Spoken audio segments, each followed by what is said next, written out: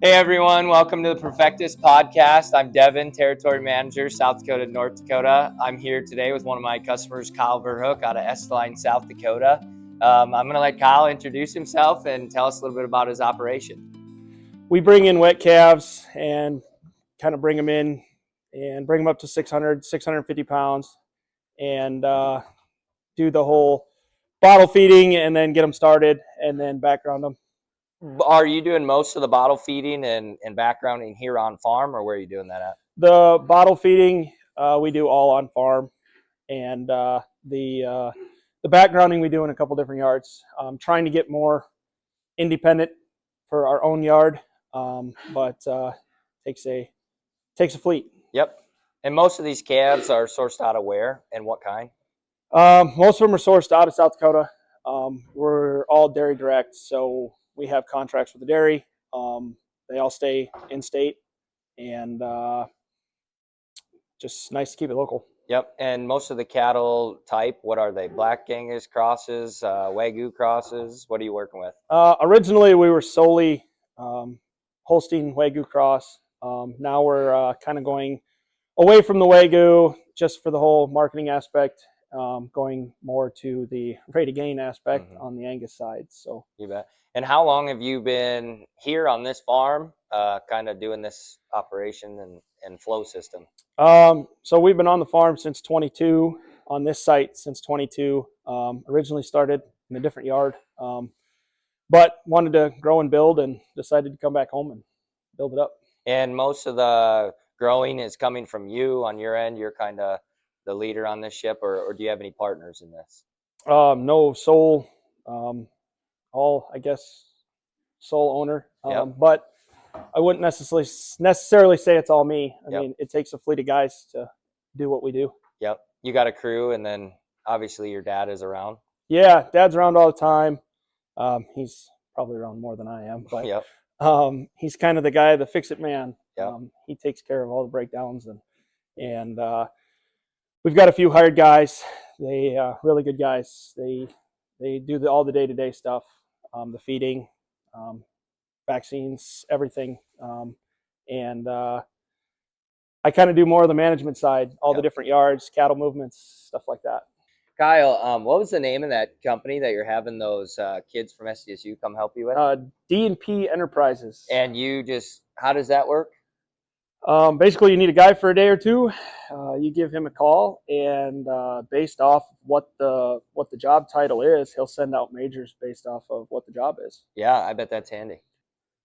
It's awesome. You call him and you say, like, I need 2 guys for a week, and then you tell them what you need them for, and they send out the majors based off what you need them for.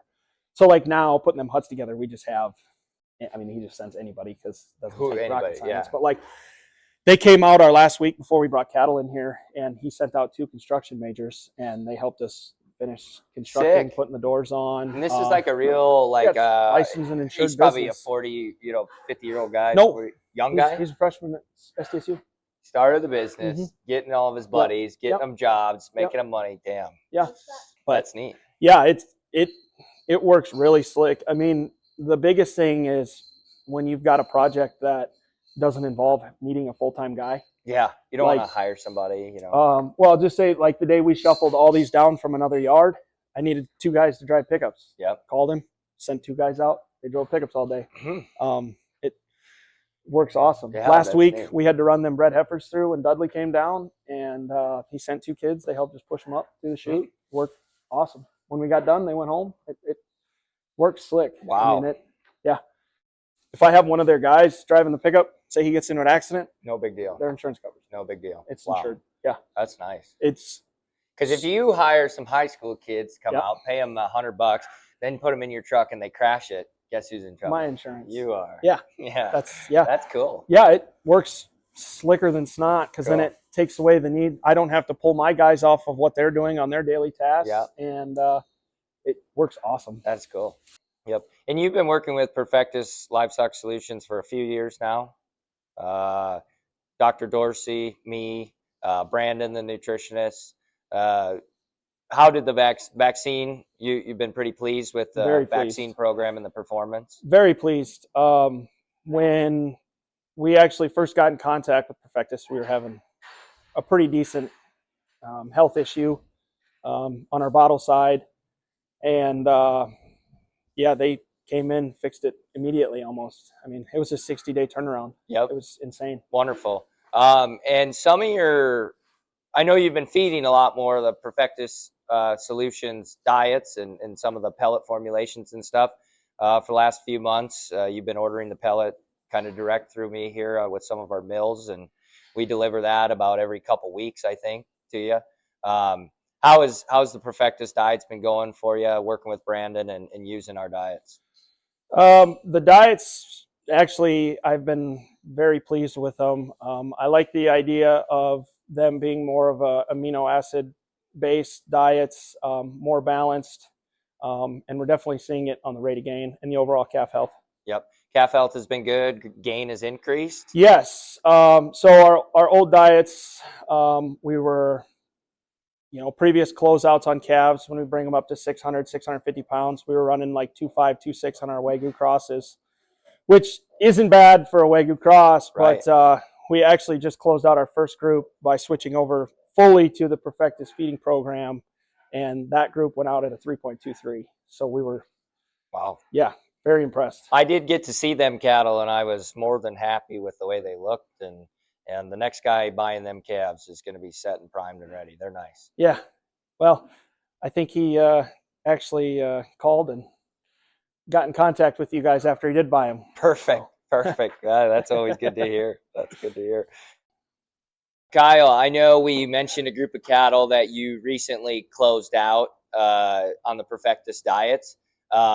Tell me a little bit about the cattle, what their history is, when they came in, what they weighed, and kind of a little bit about them. So that particular group of calves, we brought them in wet calves day one.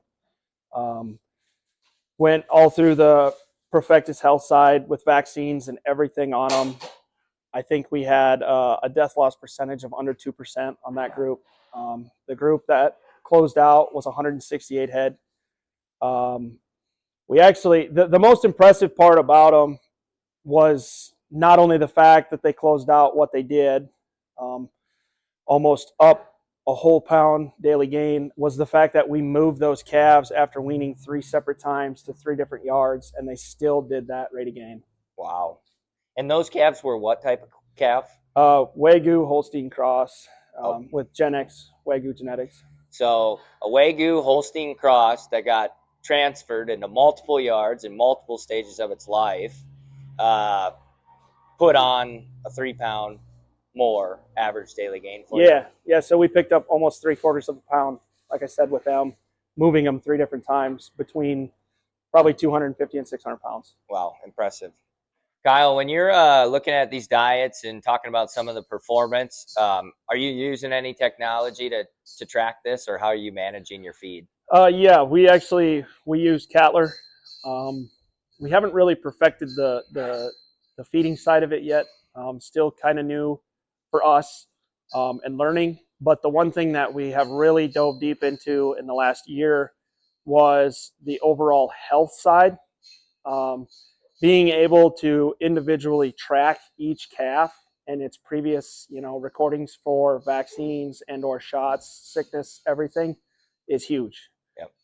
Being able to walk up to a calf, type in the tag number, or if I just magically have my scanner with me that day, scan an EID and pulls up that individual calf, tells me all the vaccines it's had, shots, if it's sick, everything. Individualized calf health is huge for us.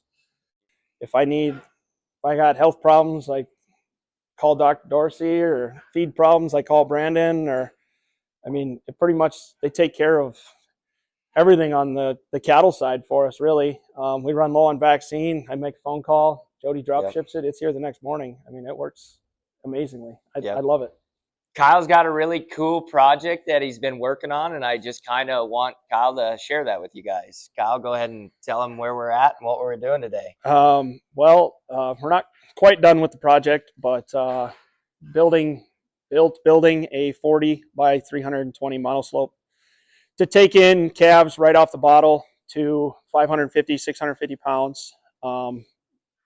the idea behind it was to kind of get, you need a building built for calves in the northern plains in December, January, February, the cold months. You can't take a calf, pull it out of a hut, and throw it out in an open lot. Right. So you got to have someplace really warm, not really warm, but just out of the elements, out of the wind, out of the rain, out of the snow, and still get the right ventilation and get overall calf health.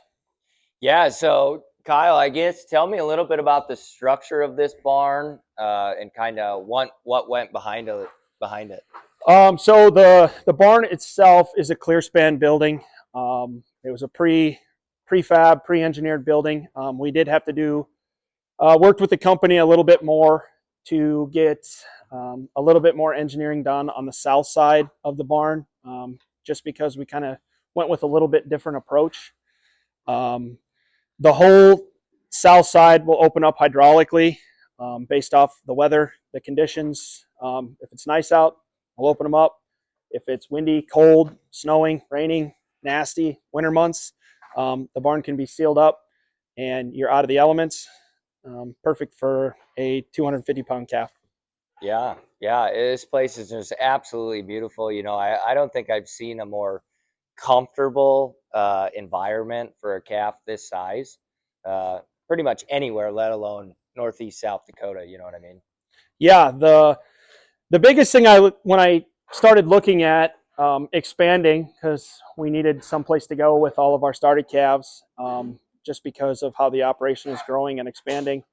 I started looking at monoslopes because it seems like you don't have to throw a stick very far and you'll find somebody with a monoslope somewhere. But the difference was when I went around to all those operations, they were bringing in, you know, their weaned 5 weights or 6 weights, or bringing in Montana straight beef calves. And our program is a little bit different. We're using like the beef on dairy genetics, and you know, they're pretty hardy calves, but they need a little bit extra care. And getting them out of the elements, getting a healthy environment for them will eventually pay off in the end, even though it was a little bit more costly with the system that we went with.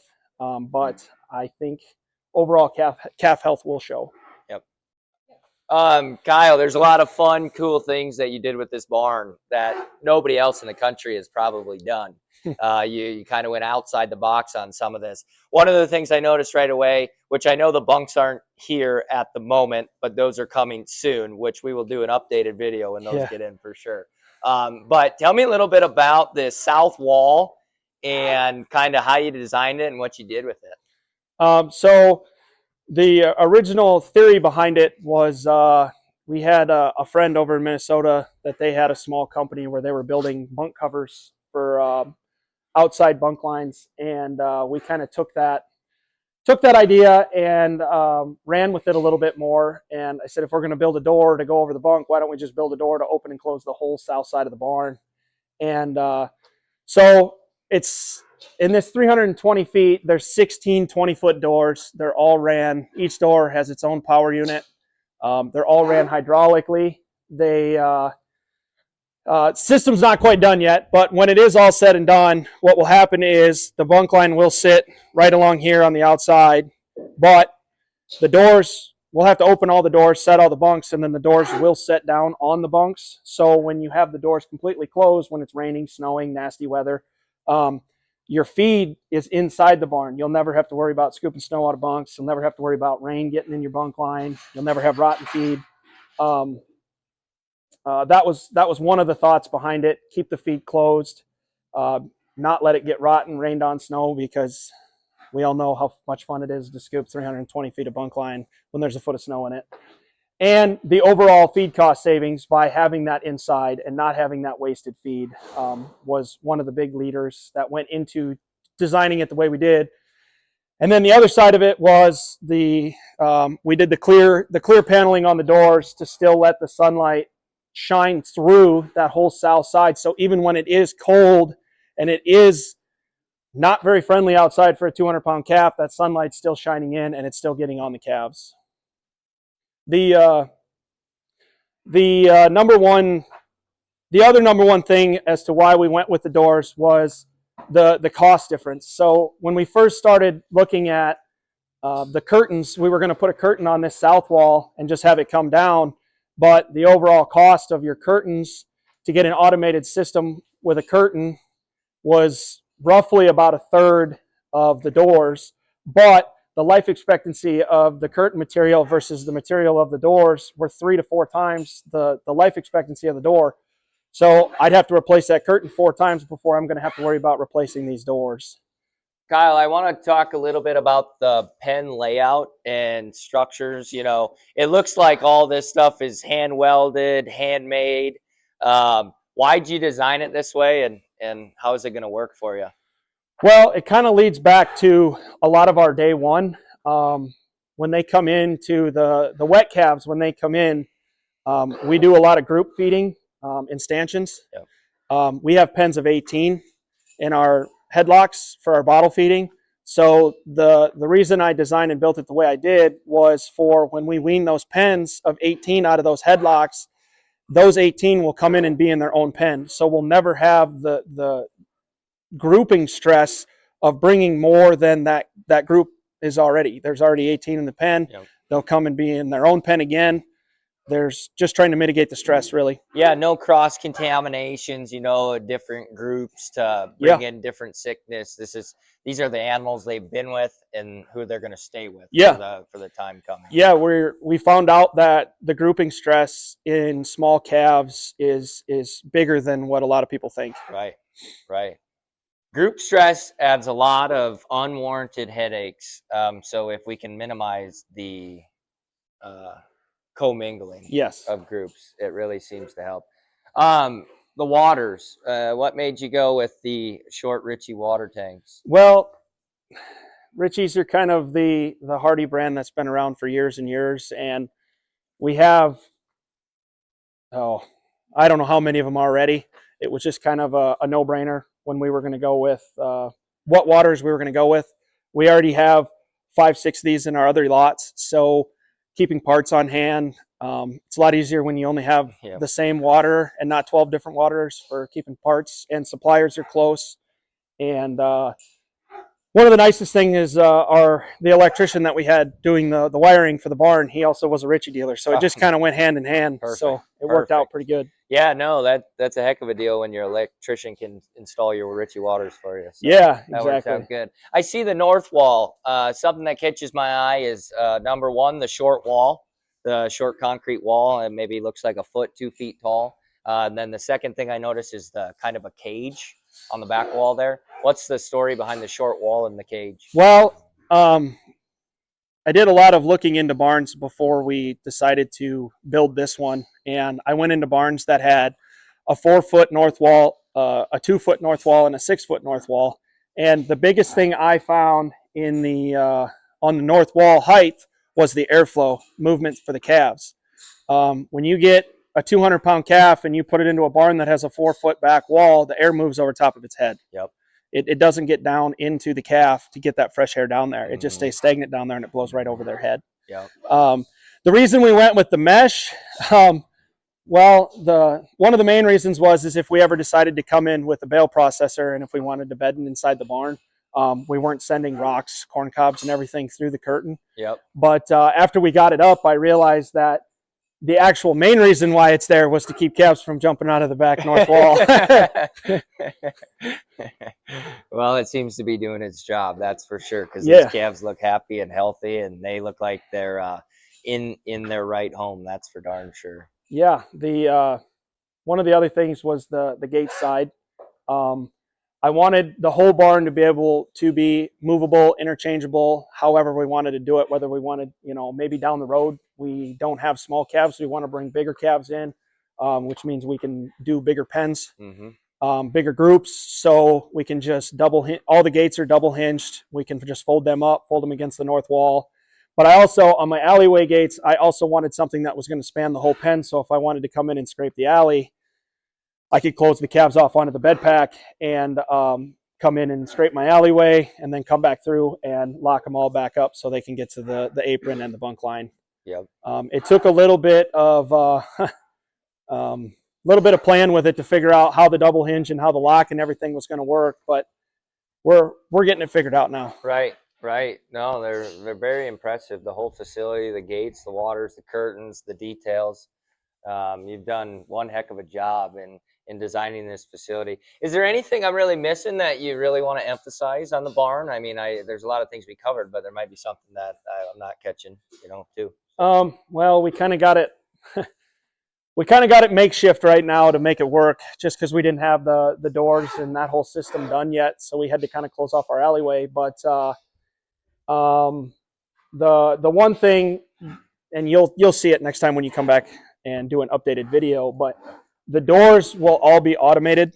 Okay. So the guy, the feeder running the mixer wagon, when he comes in to feed, it'll just all be ran off of the iPad we use for the feeding program anyways. Wow. So it's already in the tractor. Wow. So he'll come up on the east end, west end, hit a button, and the doors will all start opening. He goes along and starts feeding. By the time he gets to the other end of the barn, he hits another button, and the doors all will close back onto the bunks and seal everything back up. Wow. Technology's kind of crazy, ain't it? Yeah, it's actually, once you start figuring it out, it's actually kind of fun to come in and start playing with it. Yeah. But you definitely, it helps to know the right people, because technology is not my strong suit. Yeah, you bet. Kyle, so in designing this barn, I know you were kind of the head hunter and kind of the main guy behind it, leading it. I think you had a few guys helping you weld, is kind of my understanding. You guys pieced this whole place together. It seems to be working really well. What's kind of the goal behind this? Do you have a bigger dream? Is there any aspirations you're trying to do with a facility like this? Well, when we first started it, it was just to do one for ourselves, and we started getting into it, and we started building the doors and the hydraulic setup, and then now going into the automation side, we realized it's kind of fun. So yeah, we are. It's definitely something that we would go if somebody wanted the same kind of system, same kind of setup. It's definitely something that we could push into and lead into, maybe a new business venture. If all the pieces fall into place and everything comes out right, yeah, it's definitely something we would go after. Well, Kyle, I think this barn is absolutely fantastic. I cannot wait to see the finished product when the bunk lines are in and everything's rocking and rolling. But I think you've built one of the nicer calf facilities I've ever seen. You have the most detail I've ever seen in one of these places, and so I just want to say you've done a darn good job here, with this facility. So sure. Thanks. Thank you all for listening. Thank you, Kyle, for taking time to take us through the barn and showing us what you're doing here. And like always, tune in to Profectus Podcast. Thanks, everyone.